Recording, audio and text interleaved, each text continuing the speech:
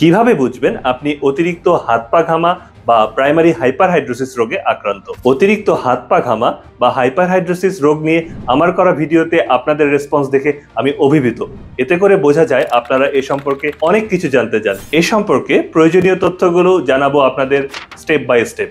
তবে আজ জানাবো কিভাবে বুঝবেন আপনি অতিরিক্ত হাত পা ঘামা বা প্রাইমারি হাইপারহাইড্রোসিস রোগে আক্রান্ত। ফার্স্ট, আপনার হাত পা অথবা উভয়ই ঘামছে, যা আপনার দৈনন্দিন জীবনকে ব্যাঘাত ঘটাচ্ছে এবং আপনার হাত অথবা পা দুই পাশেই সমানভাবে ঘামছে।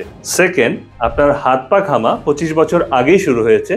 থার্ড, আপনার হাত অথবা পা ঘামা সপ্তাহে অন্তত একবার হচ্ছে। ফোর্থ, আপনার হাত পা ঘামা ঘুমের সময় একদমই চলে যাচ্ছে এবং আপনার হাত পা ঘামা অল্প স্ট্রেসেই শুরু হয়ে যাচ্ছে, যা আপনার স্বাভাবিক কাজকর্মে ব্যাঘাত সৃষ্টি করছে। এই লক্ষণগুলোর মধ্যে যে কোনো দুইটি লক্ষণ যদি আপনার হাত পা ঘামার সাথে জড়িত থাকে, তাহলে বুঝে নিতে হবে আপনি হাইপারহাইড্রোসিস অথবা এক্সেসিভ সোয়েটিং রোগে আক্রান্ত।